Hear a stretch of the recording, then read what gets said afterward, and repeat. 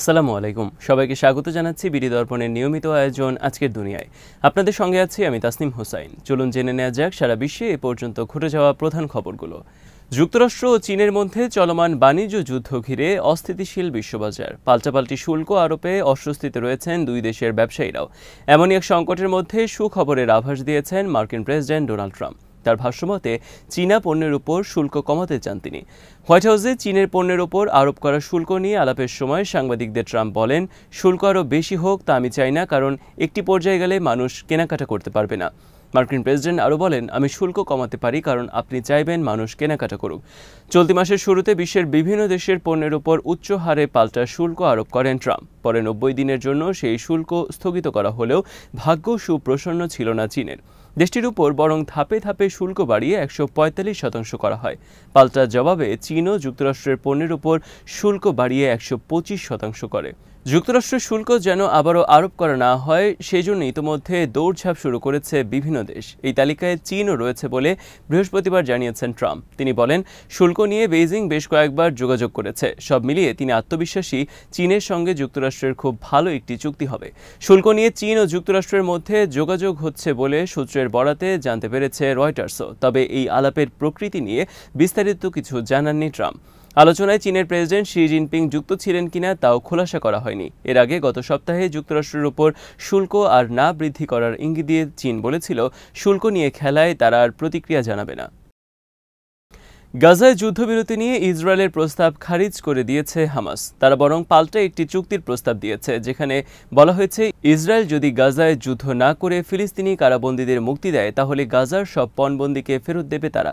হামাসের সিনিয়র নেতা খলিল আল হাইয়া এই তথ্য জানিয়েছেন।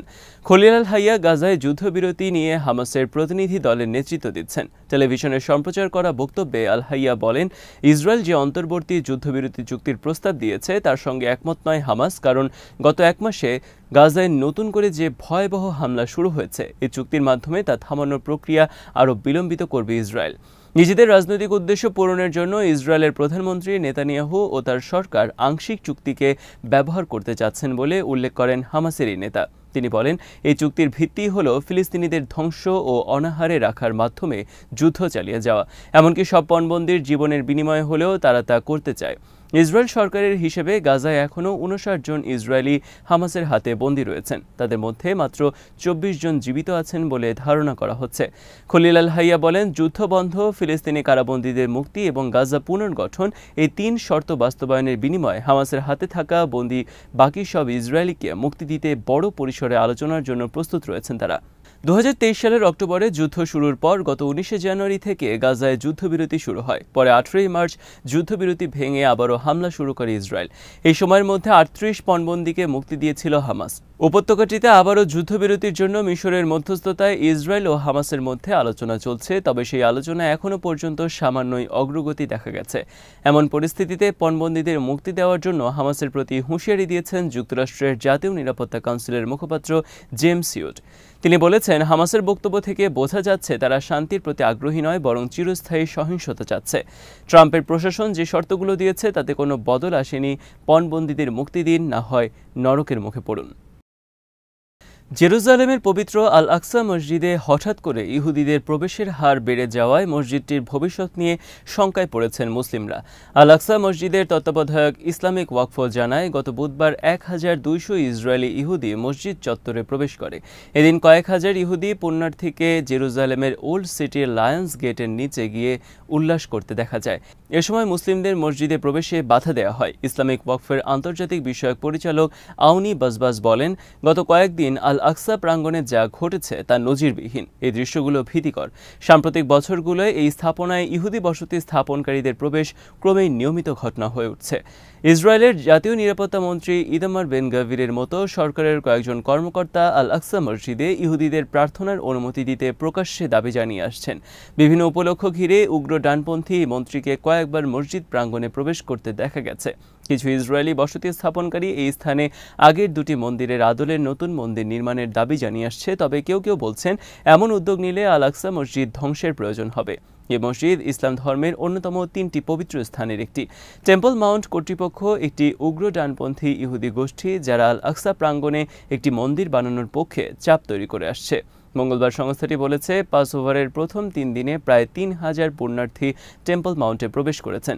ইসলামিক ওয়াকফের পরিচালক আউনি সতর্ক করে বলেন, আল আকসা মসজিদকে ভাগ করে ফেলা ক্রমেই বাস্তবতা হিসেবে দেখা দিচ্ছে। তিনি এই পরিস্থিতিকে তুলনা করেন হেব্রনের ইব্রাহিমী মসজিদের সঙ্গে। এটি এখন একই সঙ্গে একটি মসজিদ ও একটি সিনাগগ হিসেবে ব্যবহৃত হচ্ছে। দুটোই নিয়ন্ত্রণ করছে ইসরায়েল। আউনি বলেন, এখন যা ঘটছে ধর্মীয় উদ্দেশ্যের চেয়ে বরং উস্কানি দেওয়াটাই এর পেছনে বেশি কাজ করছে। আফগানিস্তানের শাসক দল তালেবানের ওপর থেকে সন্ত্রাসী গোষ্ঠীর তকমা প্রত্যাহার করেছে রাশিয়ার সুপ্রিম কোর্ট। ফলে এখন থেকে রাশিয়ায় তালেবান বৈধভাবে চলাচল করতে পারবে। 4 বছর আগে দ্বিতীয়বার আফগানিস্তানের ক্ষমতা গ্রহণকারী তালেবানকে 2003 সাল থেকে সন্ত্রাসী গোষ্ঠী হিসেবে তালিকাভুক্ত করে রাশিয়া। তাই এদিন পর্যন্ত গোষ্ঠীটির সদস্যদের সঙ্গে যোগাযোগ করা রাশিয়ার আইন অনুযায়ী ফৌজদারি অপরাধ ছিল। যুক্তরাষ্ট্র ও ন্যাটোর বাহিনী প্রায় 2 দশক অবস্থানের পর 2021 সালের অগাস্টে আফগানিস্তান ত্যাগের সঙ্গে সঙ্গে দ্বিতীয়বার ক্ষমতায় আসে তালেবান। এরপর থেকে তালেবানের সঙ্গে রাশিয়ার কর্মকর্তারা কাজ শুরু করেন। যুদ্ধবিধ্বস্ত দেশটিকে স্থিতিশীল করতে তাদের সঙ্গে যোগাযোগ গড়ে তোলার আহ্বান জানাতে থাকেন রাশিয়ার কর্মকর্তারা। ক্ষমতায় আসার পর থেকে গত 4 বছরে তালেবান সরকারের কর্মকর্তারা একাধিকবার রাশিয়া সফর করেছেন। গত বছর রাশিয়ার প্রেসিডেন্ট ভ্লাদিমির পুতিন বলেছেন, আফগানিস্তানের বর্তমান সরকারের সঙ্গে সম্পর্ক তৈরি করা প্রয়োজনীয়, কারণ আফগানিস্তানে বর্তমানে তারাই ক্ষমতায়। 2024 সালের মে মাসে তালেবানের ওপর থেকে নিষেধাজ্ঞা প্রত্যাহারের জন্য আনুষ্ঠানিক প্রস্তাব দেয় রাশিয়ার পররাষ্ট্র ও বিচার মন্ত্রণালয়। গতকাল প্রস্তাবটির বিষয়ে সিদ্ধান্ত জানায় সুপ্রিম কোর্ট। আল জাজিরার এক প্রতিবেদনে বলা হয়, তালেবানের সঙ্গে রাশিয়ার সংঘাতময় অতীত রয়েছে, তবে মস্কোর সন্ত্রাসী খেতাব প্রত্যাহার তালেবানকে আন্তর্জাতিক মহলে গ্রহণযোগ্য করতে সহায়তা করবে। গত কয়েক বছরে এশিয়ার অন্যান্য দেশও তালেবানের সঙ্গে সুসম্পর্ক গড়ে তুলতে শুরু করেছে। 2023 সালে কাজাখস্তান তালেবানের উপর থেকে সন্ত্রাসী খেতাব প্রত্যাহার করে। পরের বছর একই পথে হাঁটে কিরগিজস্তান। তবে এখন পর্যন্ত বিশ্বের কোনো দেশ তালেবান সরকারকে স্বীকৃতি দেয়নি। স্বীকৃতি না দিলেও কাবুলে বর্তমানে চীন, ভারত, সৌদি আরব, সংযুক্ত আরব আমিরাত, কাতার ও ইরানের দূতাবাস রয়েছে। তালেবানের অধীনে 2023 সালে আফগানিস্তানের প্রথম রাষ্ট্রদূত নিয়োগ করবে চীন।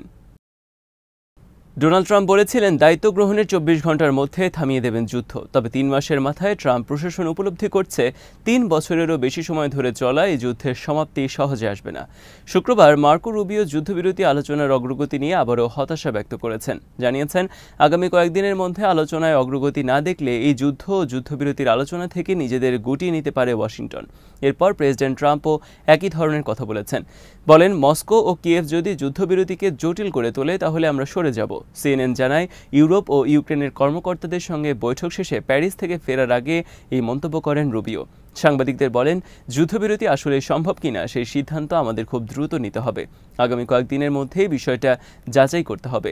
মার্কিন পররাষ্ট্রমন্ত্রী আরও বলেন, আমাদের কাছে যদি মনে হয় যুদ্ধবিরতি সম্ভব না, বাস্তবায়নযোগ্য নয়, তাহলে প্রেসিডেন্ট ট্রাম্প হয়তো বলবেন, আমাদের কাজ শেষ।